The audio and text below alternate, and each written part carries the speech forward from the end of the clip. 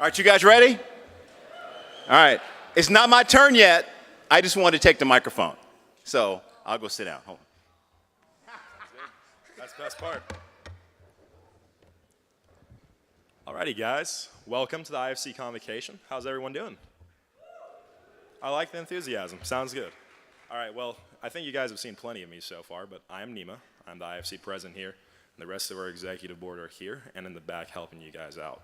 Hopefully, school has been really nice. It's been very well the last 2.5 to 3 weeks. Let's get this show started. So, a little bit about myself. I was born in Pensacola, Florida. I have a father who's in the Department of Defense and a mom who is actively involved with management in Walmart. So I've been moving around my entire life. Lexington, Atlanta, Georgia, Pensacola, Florida. I like moving, I guess. Who knows where the next step's gonna be? Maybe Louisville for grad school. But I know, tough to hear. But everywhere I go, I've found an opportunity for myself, even when I was young, to do something special and do something that will make a difference in where I'm at. And it's kind of transitioned my life and who I am as a person. And I'm not trying to be all inspirational, motivational. I'm just trying to help you guys out. It's your freshman year for most of you guys in knowing where you guys want to go and what you guys want to do. So I guess the big thing to say is I'm a civil engineering senior, and I will be going into patent law for grad school. How does that make sense? People say that patent law, you want a political science background. Why are you doing engineering? You can go anywhere you want with anything that you can do. You just have to believe in yourself and inspire yourself to go far in life. So a little bit about me and how I got into IFC. I served as a social chairman for my chapter, Chi Psi. And after that, a brother of Delta Sig came up to me and said, why don't you make a difference in your community with philanthropy and join IFC? So I ran for the position, I got to the position, and then another brother of Delta Sig came up to me and said, how about you run for president? Some of your ideas really could make a difference here at UK. And ran, and a year ago, we're here now. So it's been quite a journey so far, and term's coming to a close in November, but I look forward to seeing you guys leading up here and being up front like these guys in the near future, because each and every one of you guys can make something special here at UK. So I'll transition to a little bit more topics before we let the main guy talk, because I know you guys don't want to hear any more of me for the rest of the recruitment. Just know a couple things, guys. Brotherhood is important. Bid day is coming up soon on Saturday, starting at 9 a.m. It's really important to be there for your brothers, your future brothers, and always helping them through tough times and through great times. It is a lifelong brotherhood, guys. It is not only for undergraduate. They will always be there for you. Jobs, personal life, even maybe family outings, they will always be there for you. Also, never forget to give back in your community. You're at the University of Kentucky right now. You've committed to yourself in getting a college degree and doing something special with that. Make something great out of that, and then give back to those who helped you get to where you are today. That will make you feel so much better about what you're doing. In addition to that, remember, networking is vital. Once you join these chapters, once you get to meet the brothers, form good connections with those alumni associations. Those guys can take you so far. Business, engineering, medicine, law, marketing, it's endless. Having those personal communications, having those personal friendships, getting lunch, coffee, all those sort of things will pay off in the long run. 10 years from now, you'll look back and say, wow, I did all these things, and look how much more successful you guys are. Each and every one of you guys has that potential, and I know that, and we all know that. Lastly, I'll close before transitioning to Jay and saying, I expect to see each and every one of you guys being a position holder in your chapters by being a leader. You guys have the big decisions to come. And you guys are in an SEC school, but that does not mean that anything is different than what's going on in the United States. Be leaders. Be successful. Make good decisions. Lexington is a great community. They've got great families here in Lexington. They expect a lot from our interfraternity council and our great community. Giving back locally, nationally, helping that kid out in school, helping him out with sports, helping your brother or your sister out, or even helping your peers on campus. Involvement both on and off campus is vital. If you guys can mesh all that together with your academic careers, you guys will have a hell of an amazing life. So I wish you guys the best. This will probably be the last time you guys hear from me for a long time. I'll go ahead and transition to Jay, the main speaker of the night. He graduated from Old Dominion. He was raised in North Carolina, and he was a communications major. And yes, he is from ESPN. Thank you, and this is Jay.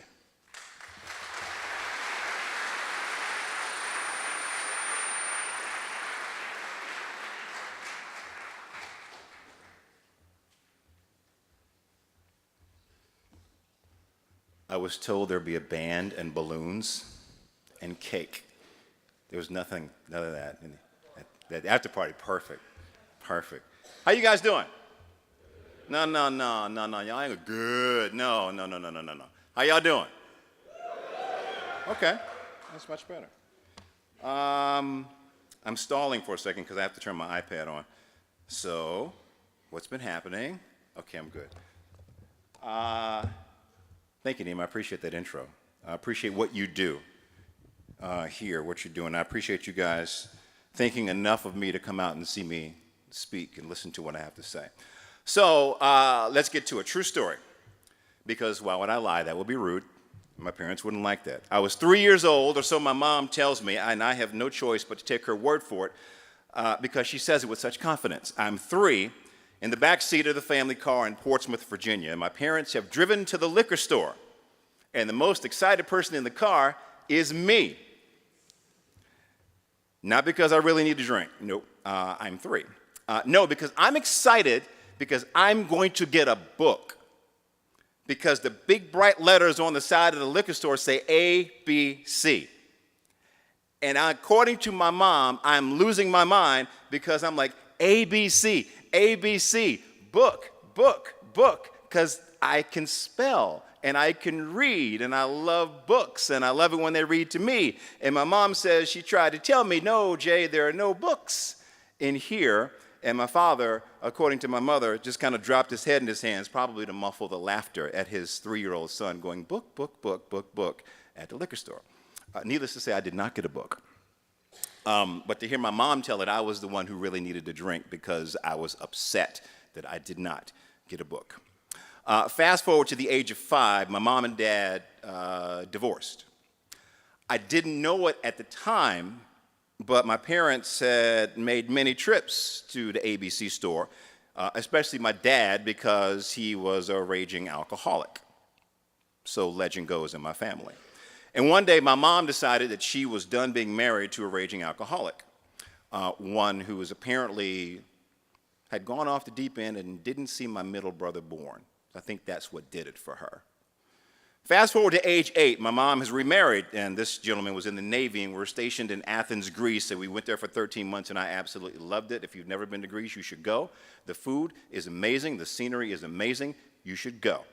I absolutely loved it. My youngest brother was born there. He was a little premature, slightly learning disabled. He's really good now, great family, great job, but the beginning was a little touch and go. And I'm pretty sure it was that way because of alcohol in my family. At least if I remember correctly, I think that's what the empty vermouth bottles and beer cans told me as I try to jog it in my memory banks. Because my mom and I guess her Navy man liked to party, and they liked to fight too. It was not the best environment. I remember one night, we all went out to dinner, and he let me taste some wine, and I didn't really like it. I'm not sure if I didn't like it because I didn't like the taste, or I didn't like it because I didn't like it because I associate it with negative things in my life, because alcohol just seems to do bad things to people in my family. I was a kid who would get off the school bus at my grandparents' house and have to walk past my uncle who was drunk in the front yard asleep. It was not pleasant. Now, that doesn't mean I'm against alcohol. I mean, my wife drinks a little bit, my friends drink, my brothers drink. My mom, I think she still does every now and then. My dad, he stopped. And he was sober more than 40 years before he died a couple of years ago. So I was very proud of him for turning himself around and building his life. Me, I was always the designated driver. And people are still amazed that I haven't or don't drink. Even my good brothers of Alpha Phi Alpha Fraternity Incorporated. I know it's not called pledging now, but I remember one night when I was doing that thing that is not called now, one of my big brothers decided that that was the night that I was going to drink. Alcohol was not a huge part of what we went through, but like I already told you, bad things, alcohol, and my family, they just don't mix. So I made the decision early that I just wasn't going to do it. The alphas knew that. My big brother, who decided to walk over to me with the beer bottle in his hand, he knew that. He started with my two line brothers, who drank a little. So they were like, a little drinky drink? To ease this duress a little bit, a little sip? Sure, I'm down. Sip, sip, drink, whatever. And they were okay. Now it's my turn. And I wouldn't do it. He put the bottle to my mouth. And I was like, I'm not. No. No, we'll do this all night. No. I didn't care about Alpha Phi Alpha that much. And those two knuckleheads next to me made me mad. But I figured if I had to compromise who I was to become someone else, to just go along with the crowd or to join an organization, then that wasn't the organization for me. These weren't the people for me. Forget them, all of them. When my big brother was satisfied that there was no way I was taking a drink, he left me alone. And he yelled at my line brothers for drinking since they knew I didn't. And they weren't supposed to. I think they saw me in a different light after that night, and they never bothered me with alcohol again. And after the process was complete and I was in, did they joke me? Yeah, because I think I may have been the only one who didn't drink. But did they respect me? Absolutely. That experience was one of many that taught me to always do my best to stick to my principles, whatever my principles were, to hold fast to the things that I believed in, no matter who was trying to steer me in a different direction. It helped teach me focus, which came in handy and comes in handy in the career field that I chose. In my field, it's all about the resume tape when you're trying to get started. Show them what you can do. So I worked in school to build up something to show. And after I got my degree from Old Dominion, I started my job search. I mail out tapes, and I get these response letters, lots of letters, the thin letters, rejection letters. We will keep you on file for 6 months letters. Don't call us, we'll call you letters. I guess there were beginning broadcasting jobs out there somewhere when I got out of college, just not for me. I got a bunch of those letters. So many of those letters that I gave up on my dream of a broadcasting career and decided to go back to grad school, decided I was just going to teach. This is not for me, obviously, because I can't get a job. And for whatever reason, grad school sent me a thin letter. They didn't want me either. I had decent grades, but they were like, no. My dad said, well, son, I guess you got to get back at it. And he was right. Now, looking back at it, it was the best thing that could have happened, okay? There's a Steve Jobs quote that I love, which he says in part, your time is limited, so don't waste it living someone else's life. The University of Maryland must have known that my time was limited, so it was not going to let me waste my time living someone else's life, even though Steve Jobs had not said that yet. So it had to be God behind that thin letter. Or my mom, because my mom wanted me to get a job at UPS because my classmate and good friend Andre had a job at UPS, one of those good jobs, as they would say, and his own car. But I didn't want to work at UPS. It's just not something, no disrespect to UPS, it was not what I wanted to do. Andre built a great career there, but God had a different plan for me. I just had to get back out on my grind and find it, or let go and be led to it. I was guided to my first job, essentially a glorified radio news internship I got from a friend and a fraternity brother of mine, who was a news director at a small radio station in Portsmouth, Virginia. He said, I can give you plenty of experience, but I can't pay you any money. I took the experience. I left the job where I was making a little bit of money to go to a job where I was making zero money. A couple months in, he found a little bit in the budget for me. And there I began. Part-time radio news, graduated to full-time radio news, moved to Pittsburgh for a local radio job, news, led to a national radio anchor job at the Sheridan Broadcasting Network, now known as American Urban Radio Networks, still in Pittsburgh. I did some part-time TV news there, which led to full-time TV news, which led to Bristol, Connecticut, and ESPN, to SportsCenter. It is funny and you'll learn this, how sometimes when you let go and allow yourself to be led, one thing leads to another. And I built my foundation along the way. My writing, speaking, interviewing skills, it worked out. I have learned there are 3 simple rules in life. How do I know? Because I saw them on the internet, and if it's on the internet, it has to be true. Rule number 1, if you do not go after what you want, you will never have it. And I'm going to repeat that. If you do not go after what you want, you will never have it. Rule number 2, if you do not ask, the answer will always be no. If you do not ask, the answer will always be no. It might be no when you ask, but if you don't ask, you'll never know. When I graduated and went on job interviews, a buddy of mine who features prominently actually, he was the guy that was trying to get me to drink. He's one of my best friends to this day. He would always say, when your interview was over, did you ask for the job? Did you ask for the job? Ask for the job. I didn't ask for the job because I didn't know that at the time, and I was a little scared. The next rule, last rule, rule number 3, if you do not step forward, you will always be in the same place. If you do not step forward, leave your comfort zone. Move. Do what you have to do. You will always be in the same place. I followed rule number 1 and rule number 3. I had to work my way up to rule number 2 and ask for the job. But I went after what I wanted. You know, what I also have come to learn and learned in real time, there is no blueprint for life after college. You make it up as you go, using all the knowledge and skills and contacts and networking that you've acquired and done along the way. Sometimes you need a little motivation. Sometimes you need a push. Sometimes you need to be reminded of why you embarked on this journey to begin with. Sometimes you're guided. No one said it would be easy. That's why they call it work. And it is great when you find a place where you can make some mistakes. Oh, I forgot to tell you, that radio station where I started, I had a part-time gig there as a DJ, but I got fired. I didn't take it seriously.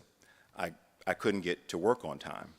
I blamed it on my unreliable little piece of a car that I had. That's why I couldn't get to work on time. But in reality, I couldn't get to work on time because I didn't leave the house on time in my unreliable little piece of a car. I did not follow rule number 1. And that experience taught me a lot about personal responsibility. And I was grateful to get another chance in the news department. One of my first work assignments on that first job in radio news, I think it was 1989, when I was working for free, I'm sent to cover a story at Hampton University. The actor, Louis Gossett Jr., is on campus for an appearance and a speech. And when I got the assignment, I was giddy, like fanboy before fanboying was a thing, because he was my guy. I love watching him. He was my guy. So I smiled the entire 40-minute drive through the tunnel to Norfolk, over the bridge to Hampton, and I got to the school, I parked, and I got my tape recorder ready. Who knows what a tape recorder is? Raise your hand if you know what a tape recorder is. Nice. I don't feel so old. Very cool. All right.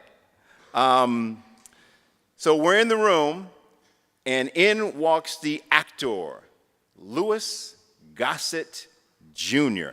And I'm like, that's him! That's my guy, that's my dude. I think my inner man was saying that because my outer man didn't want to be embarrassed, you know? That's the brother from An Officer and a Gentleman. That's Fiddler from Roots. Fiddler, that's my man, that's my guy. I'm so in awe. The news conference starts, and I never pressed play and record on my tape recorder. Because if you want to record the sound, you have to do that. And I didn't do that. So Mr. Gossett talked, and he laughed, and he laughed, and he talked, and the people laughed, and he talked some more, and I got absolutely none of it. Not a single drop of nothing. And I'm working in radio, so I kind of need sound. So I get back to the station, and my boss, my guy, my frat brother who gave me an opportunity to get all the experience I could want, even though he couldn't pay me any money, Don Roberts, meets me at the door and all excited. He's like, "What'd you get?"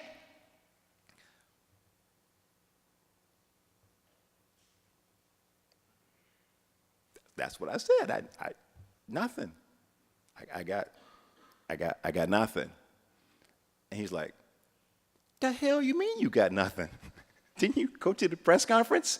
Did he show up? Were the people there? Did something what?" And I'm like,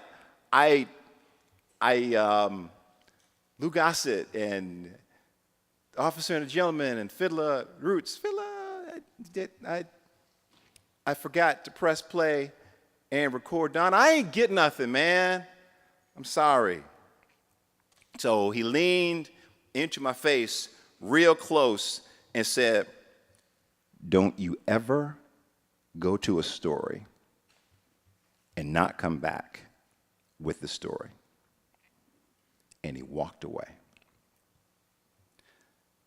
Now, he could have fired me on the spot, as much as you can fire someone who's working for free at the time. But he taught me a lesson that I never forgot and showed tremendous leadership, in my opinion, and love. He saw something in me when he gave me the job and began teaching me what he knew and letting me make mistakes. And I made a big one that day. And he gave me some tough love. He was not happy with me. I learned from it. Now, I could have taken offense when he politely cussed me out and walked away. I could have played the beginner card, or the tape recorder was broken card, or the "hey man, you hurt my feelings" card. But I chose to play the "I'm going to do better next time" card. And it is a card that I still play to myself because I always think I can do better. I'm always trying to improve every single day. When the light comes on and I say, "Welcome to SportsCenter," I always think I can do better. I choose to call what I do the practice of journalism. I may never get it totally right, and that's fine. I don't mind. I'm going to keep chasing because I choose to get better every day because I love what I do. Experience from that job got me to a better radio job in Pittsburgh, then the national radio, where my mom in North Carolina, my dad in Virginia, my best friend from the third grade, Mike, in Los Angeles, could all hear me on the radio, and I was really happy. That was pretty cool. I was on my way.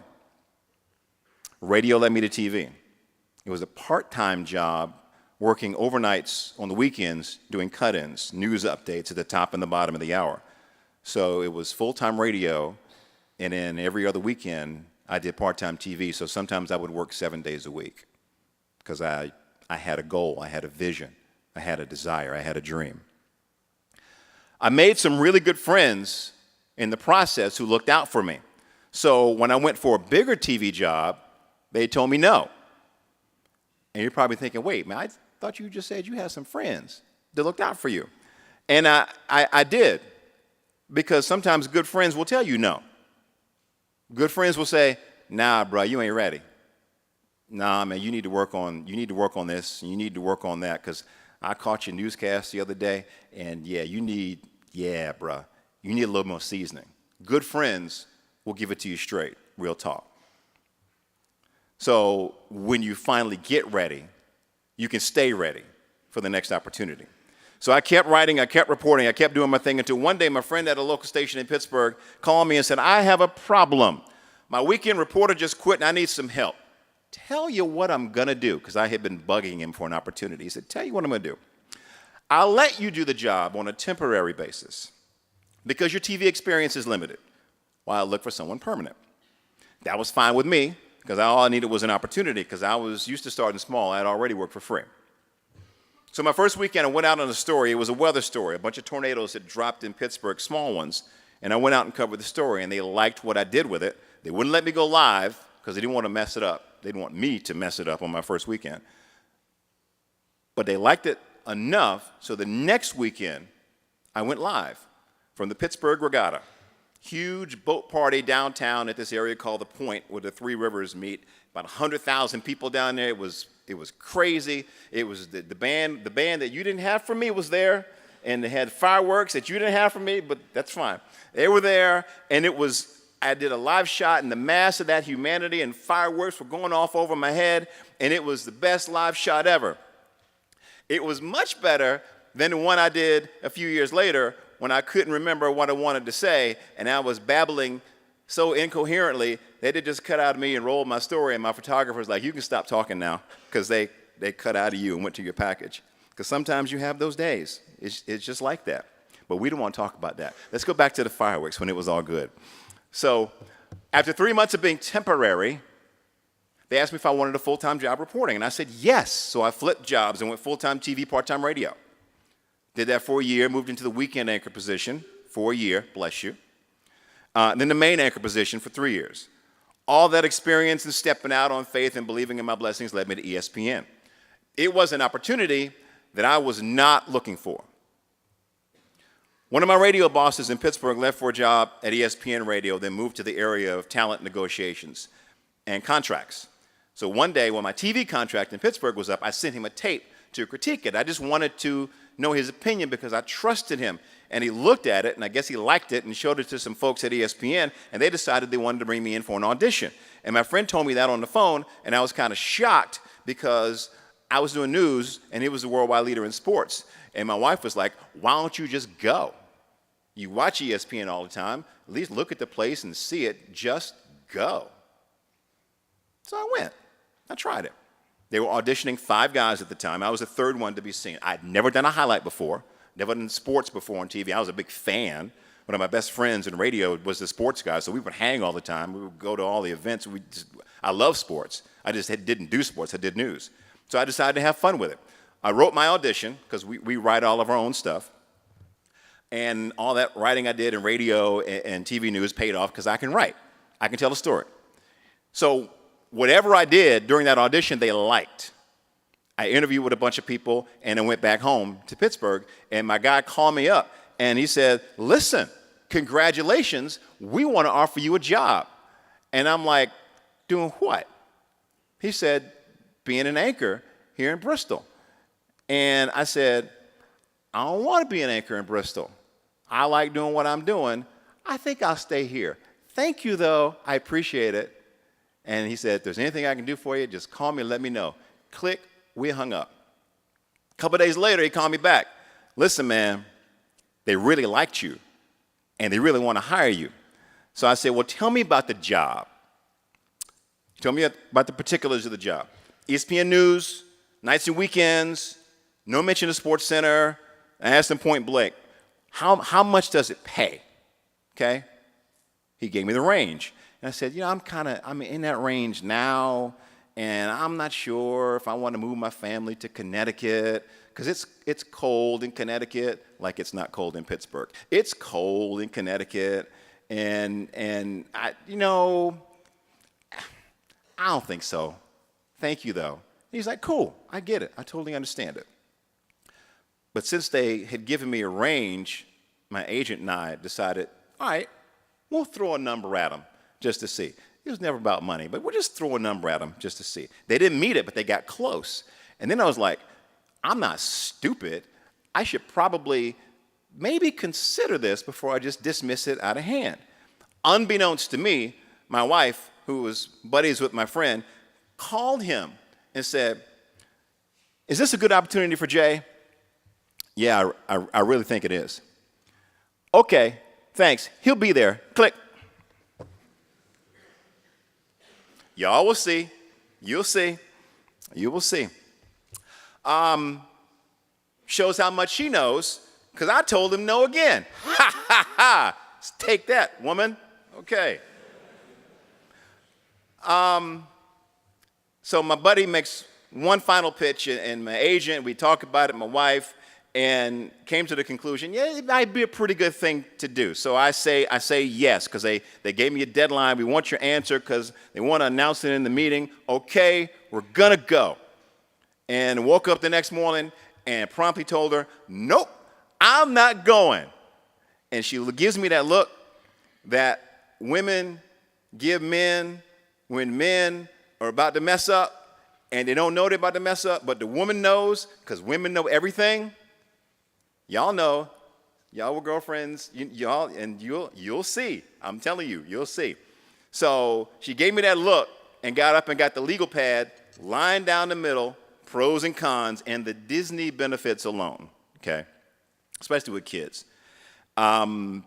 So yes, Bristol, Connecticut, here we come. So I always say now, 15 years later, it's the best decision that she ever made, because I would have messed it up. I just would have messed it up. I'm kind of surprised, though, because I always learned journalism. And it took me a minute, but I always tell young folks who want to do what I do, they say, I want to be a sports this, or I want to be a news this. I say, no. Be a journalist. Tell stories.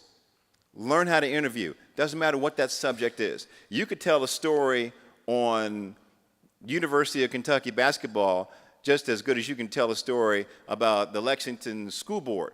It's two subjects. Just learn your subjects and tell a story. Learn how to write. Learn how to be a journalist.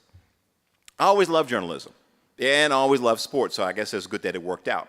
Now, but when you marry journalism and sports, you end up with a bouncing baby boy named Bob Lee, the award-winning host of ESPN's Outside the Lines, a good friend of mine, affectionately known inside the walls of Bristol as the General. Being a news junkie and an Outside the Lines superfan, before I got there, I watched Bob for years. Then one Sunday morning in 2003, not too long after I started at ESPN, I got to anchor my first show with him. So we're in the newsroom and prepping for the show. All right, I'll take you behind the scenes a little bit. We sit at a configuration of desks called the pod. The coordinating producer is there. He or she is the head of the show.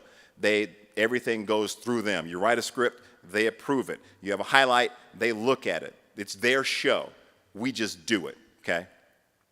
The producer sits in the pod, the director, the researcher who gives us all the notes and makes us look and sound really smart on television, the graphics producer, and the anchors. So I'd gotten to know Bob a little bit. He was a very nice man, very cordial to newbies like myself. But we never anchored a show together until this morning. So we're doing our show prep. We're writing our scripts. We get our makeup, get some breakfast, go to the set. Bob is there before me. So I sit down, I get my microphone and my IFB, my earpiece, and sit next to Bob and log onto my computer.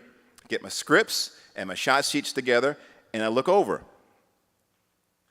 at Bob Lee. Now, my outside man is cooler than the other side of the pillow, as my man Stuart Scott would say. But my inner man is like, Lou Gossett, Bob Lee. My inner man is going crazy because that's Bob Lee. I'm sitting next to Bob Lee. I have VHS copies of Outside the Lines of Bob Lee sitting at home. He's Bob freaking Lee. He checks on me. You okay? I say, you're Bob Lee. And he's like, you're crazy. And we laugh. And inside, I'm saying, yes, Bob, I am crazy. Crazy nervous to be sitting at this desk about to do Sports Center with Bob Lee. We continue our last-minute preps before the show. About 16 seconds, 15, 16 seconds before the show starts, Bob gives me a fist bump and gives me 4 words of advice that I will never forget as long as I live. Don't fuck it up.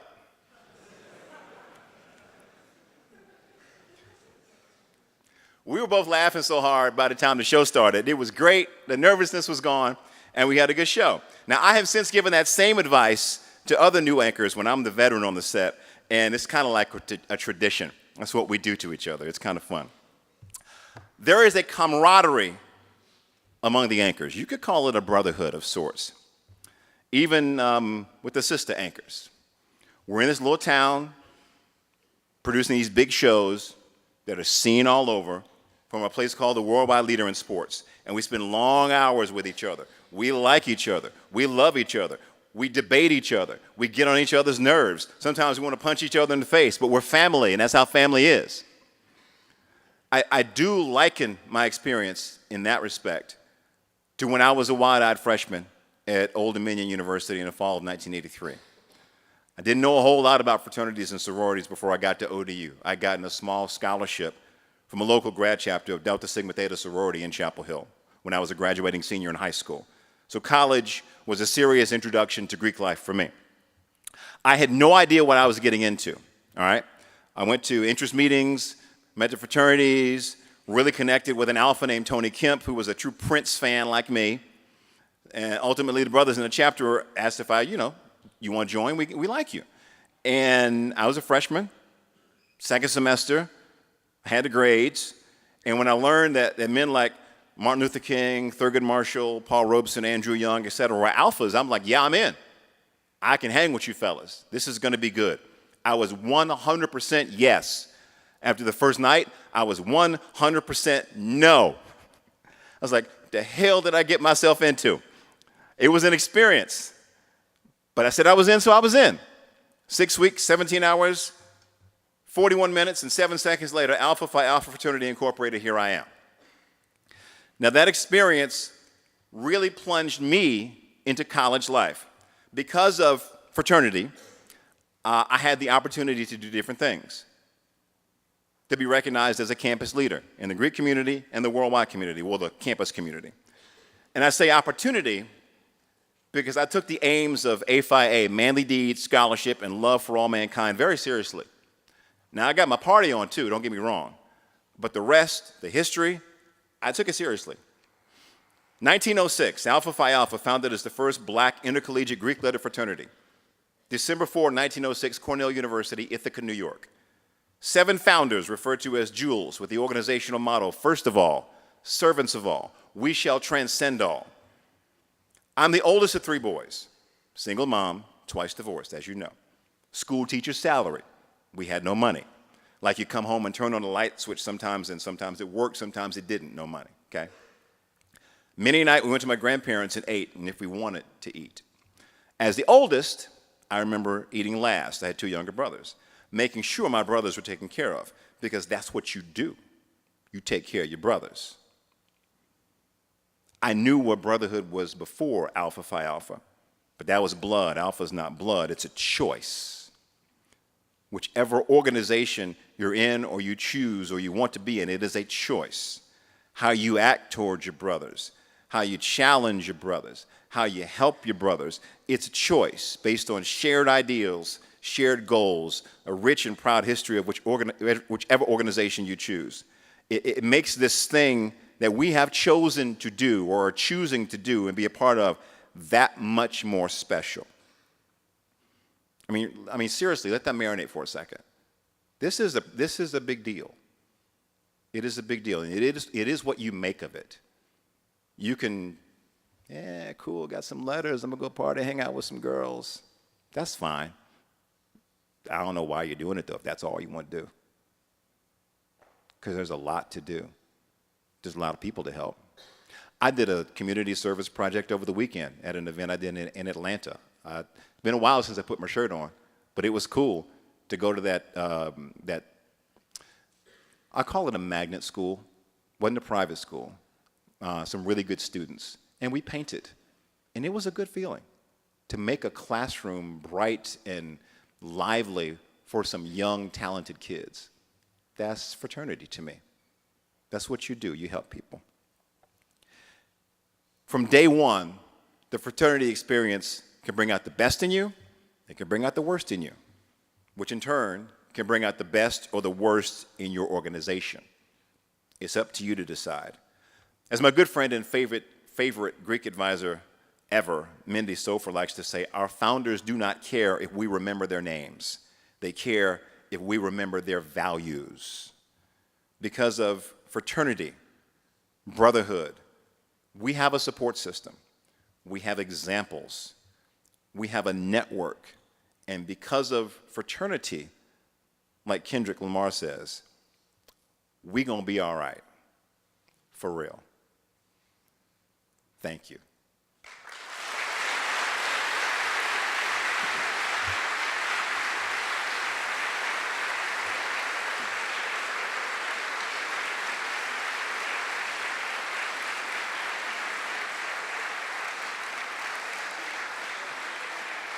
I appreciate that. How much time do we have?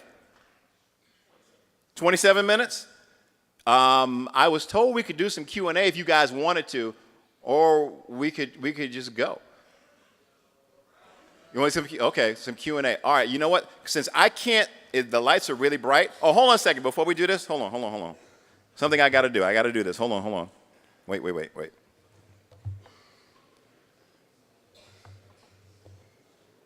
I do it with my phone. Serena Morales used to joke me all the time about doing this, but I have to do this. Y'all smile.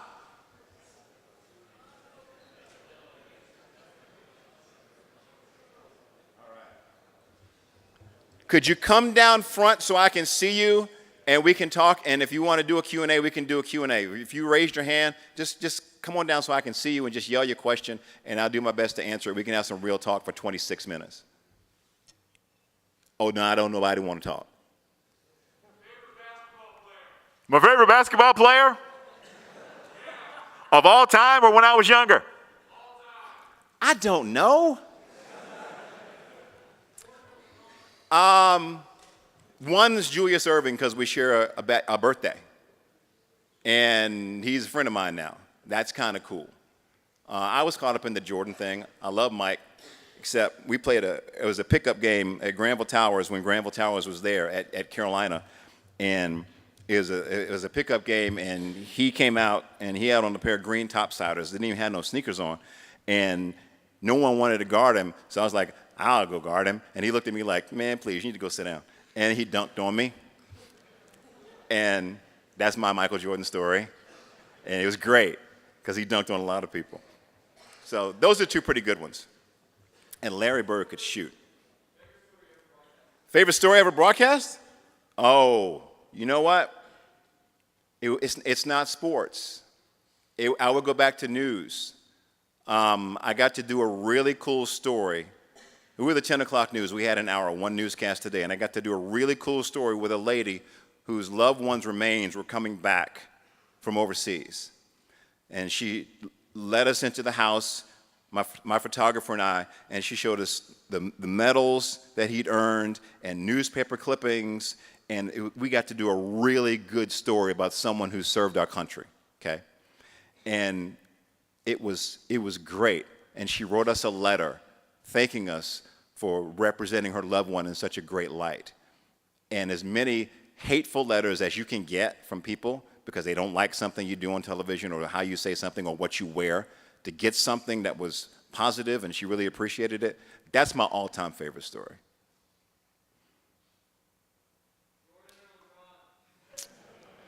Neither. How about that? Ooh. No, well, okay, what's your criteria? Individual? I mean, but, all right, we were talking beforehand. My guy growing up was David Thompson. That was my guy. That was Michael Jordan's guy. His favorite player was David Thompson. Before Jordan, I mean, there was Julius, it was David Thompson, there was a guy named Connie Hawkins back in the day who could swoop and do all that stuff too. So it's so difficult to go Jordan or LeBron because there's so many others who may not have lived or played when they had the sneakers they have now, the TV exposure they have now, the social media they have now. And my son, who's 19, and he's a student of the game, says, Dad, Bill Russell has 11 rings. You can't argue with 11 rings. And he was a powerhouse at San Francisco before he got to the Celtics, and he dialed his game back because of the team they had. So Bill Russell's up there too. So Jordan or LeBron, nope. I can't. I can't. They're both really good. What else? What else you got? I like Boogie. And I think when he comes back, the Warriors, they're already a force. Get ready for another championship by the Bay.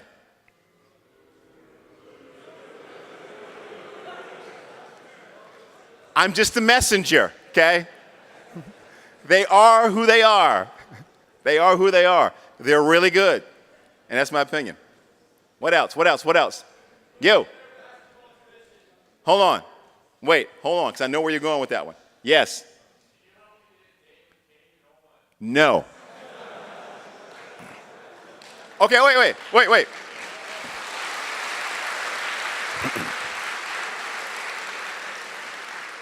Do you have a job? How much money do you make? The answer would be no. I'll ask her. I rarely see her, but I'll ask her.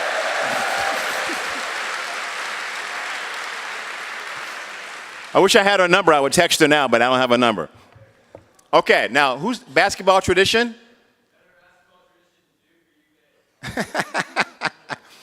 So I'm here, I'm supposed to say UK, right? Well, of course, I'm here, it's UK. If I was in Durham, I'd say Duke. I'm not stupid.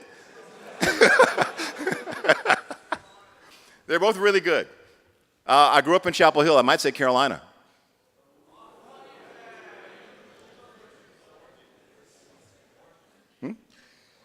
That's true. What else you got? Four, like what, Tiddlywinks? What?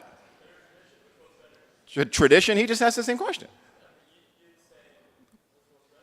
Because I don't know.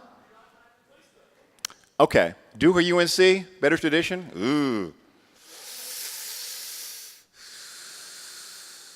Now it's Duke. Then it was Carolina.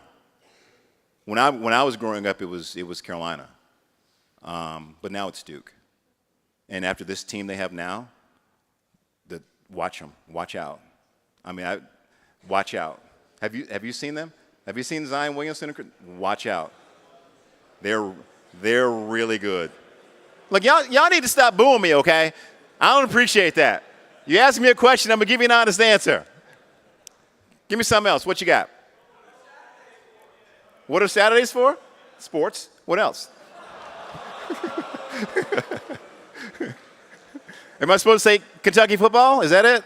No, it's not Kentucky football? No? See, that's not right. It's your school. It's not right. What? Oh, see, look, I can't keep up with the things that we say. I can't keep up with that stuff. There's too much. There's too much. See, look. Saturdays for the boys when...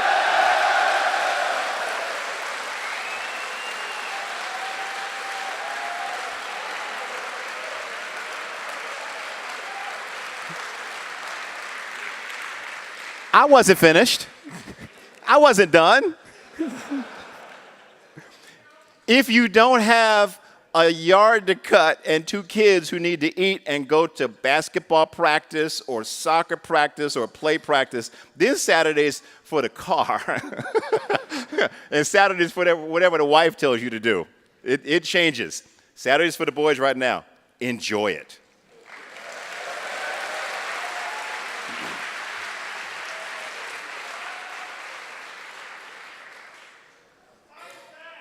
What? Is Tiger back? If he can play a good first round, yeah, that's his issue. His third rounds are great. I think he leads scoring in the third rounds. Yeah, he's done way better than I think anyone expected him to do coming off his surgeries. And I think next year, yeah, I think he'll be okay. So yeah, he's back. He's never going to be Tiger, because that's just not going to happen. But he's back. What? Come on, man. I don't think so. We'll see. What else? What?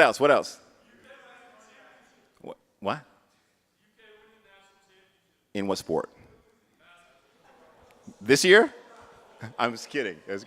No. I don't think so. Didn't I just tell you the team that Duke had?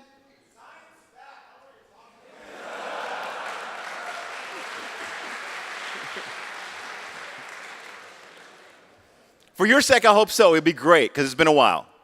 So it'd be great. Because who's here the last year?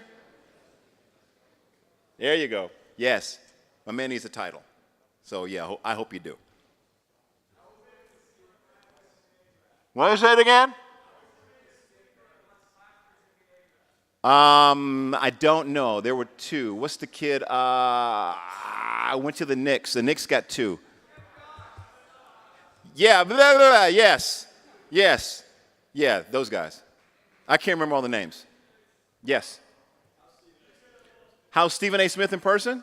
Very quiet. No, really. Very, very, very thoughtful, very reserved, very introspective. He's, and quite funny.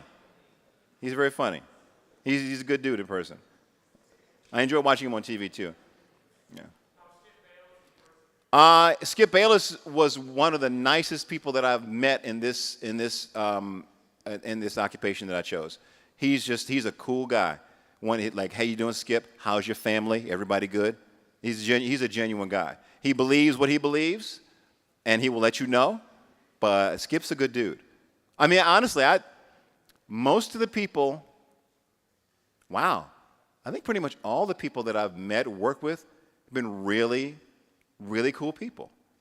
You can't, in my profession, you really can't afford. You can't afford to be too much of a dick. You just can't.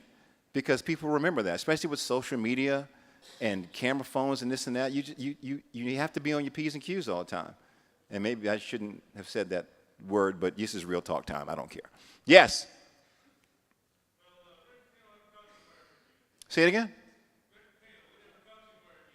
I don't know. See, y'all asking me all these. I don't know. I don't know. I think he's got a long road to climb. I mean, he's a good coach. He might do like Jim Tressel did years ago and drop a division. I don't know. But I don't know. These days, after scandal, these days it's tough to come back. When all your business is out there, it's tough to come back. Who's the best running back in the SEC? I don't know. Who do you like? Why are you going to ask me a question you already know the answer? Okay, I agree with you.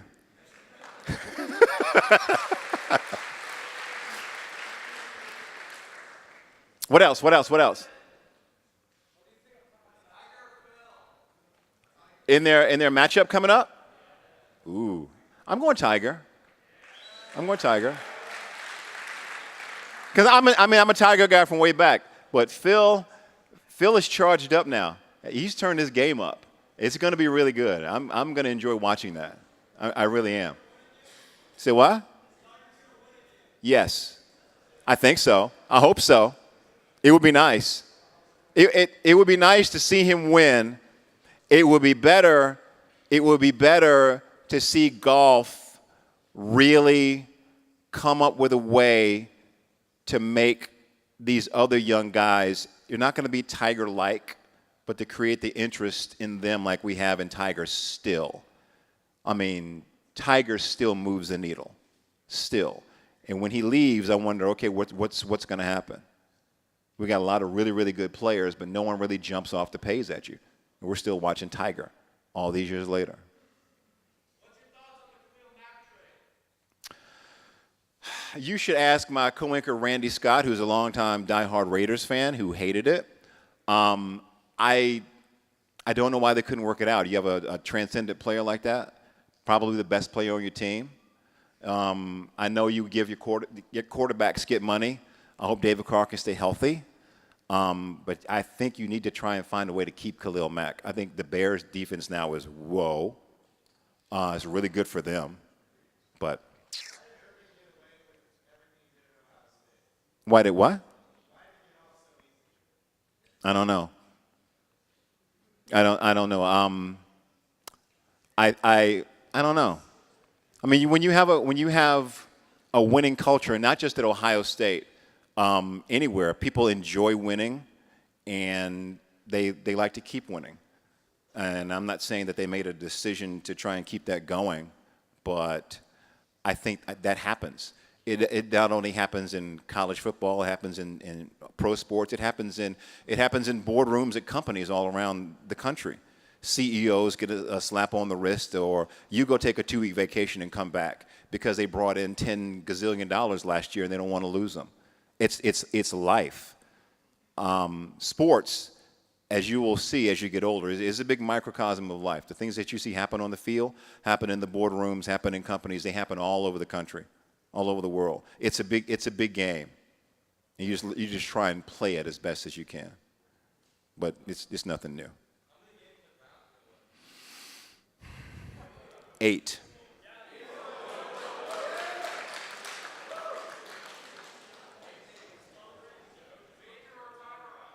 What? Say it.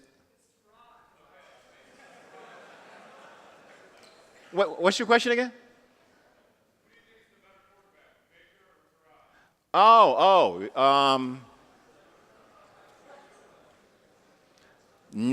Right now, all around, I think Tyrod Taylor is a better quarterback.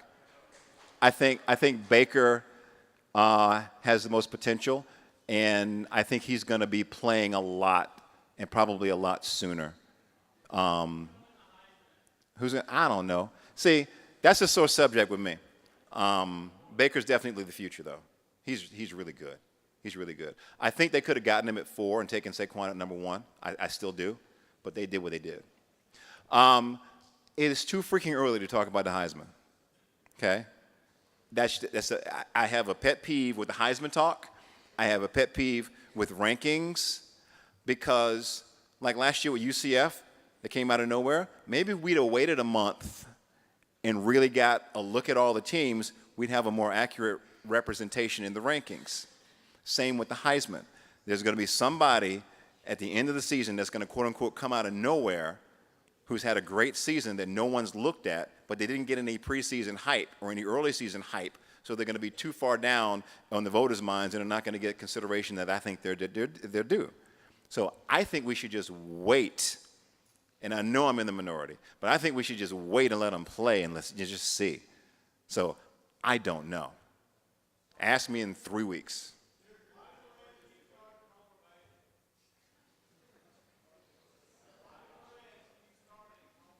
I don't know.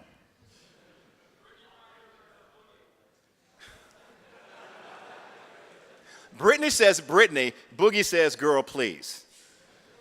So I think Boogie would probably win that. Although I like Brittany. She's good people. Oh, no, I don't think so. I don't think so. He's barely playing in the CFL. I don't think so. Do I think Tom Brady's the GOAT? No. I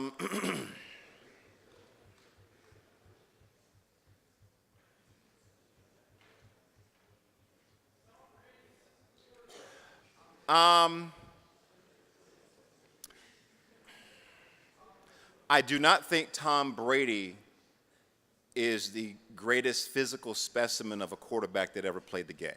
I don't.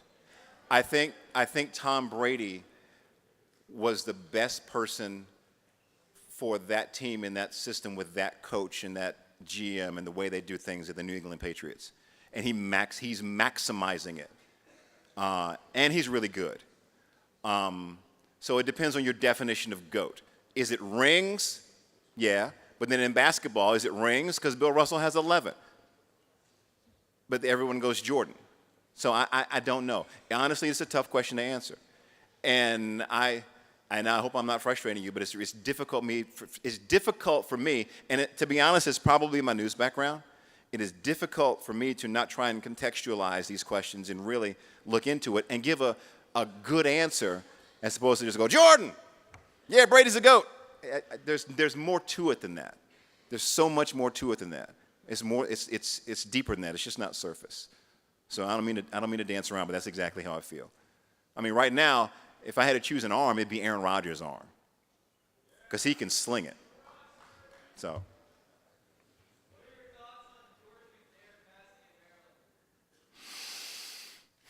I like the way they handled it. They were out and up front, and they seemed genuine about it, and all about him and not just about football, which is not something you normally see when things like that happen. So I thought they handled it really well. I'm sorry it happened, but I thought they handled it really well.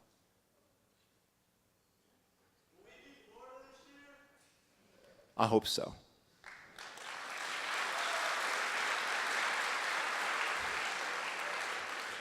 One more question? What time? Is that 26 minutes already? Really? All right. Okay. Make it a good one. I thought I didn't get the obvious question that I thought I was going to get from today, but that's okay.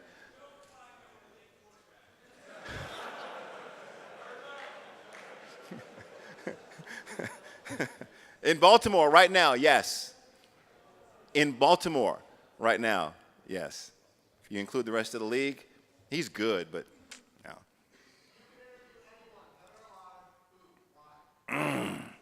If I can interview anyone dead or alive, who? Why? Okay, all right. It would be, I need two people. I need two people because I did not see them together when they were alive. And again, it wouldn't be sports. I would want to interview Martin Luther King Jr. and Malcolm X. Because I would want to get their philosophies from them, and I would want to know about my parents and my grandparents. Told me a little bit, not a whole lot, because it was depressing, I guess. Life back when they were alive, when 50s, 40s, 50s, 60s. Heck, you can count 70s. You can go into the 80s, to be honest with you. But yeah, I'd want to talk to those two guys and get their perspective on things. And I'd want to ask them what they thought of today and how we are today. Because to be honest with you, sometimes I wonder. I wonder how we're doing, where we're going. We just don't seem to want to talk to each other. We want to yell at each other on social media. We don't want to talk to each other. We don't want to understand each other. And if you give me a second, I'm going to bring it back full circle to the whole fraternity thing. This really is a cool thing, okay? And you really have an opportunity to make a difference with whichever organization you're in or whatever you decide to do. We live in a nation that has a lot of issues, that needs a lot of bright young minds to steer our country and solve some things. So I'm going to put it on you. I am 53 years old, and my time is getting to be past, and it's y'all's turn. And you all, and I charge you with this, should use this brotherhood to create a better world. First, start on campus. Then you can go to the city, then you can go to state, and then you go to country. But that's your responsibility. I don't mean to sound like your dad up here, but that's your responsibility. That was drilled into me. So I like I said, I partied. I had fun, but I took it seriously because there's a lot to get out of it. There's a lot to get out of it. So do that, okay? And I'll borrow a line from the hottest story of the day. Just do it. Just do it. That's it. Thank you, guys.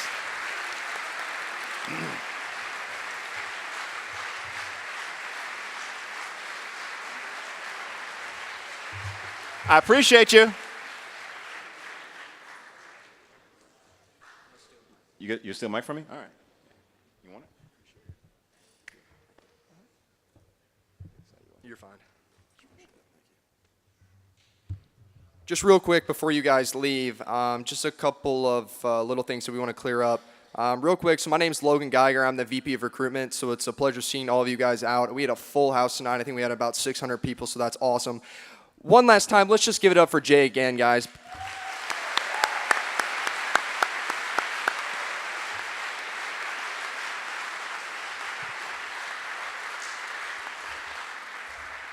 And so real quick, just kind of the schedule for the rest of the week. Like Nima was saying earlier, so Saturday will be bid day, so bids will be out by 9 a.m.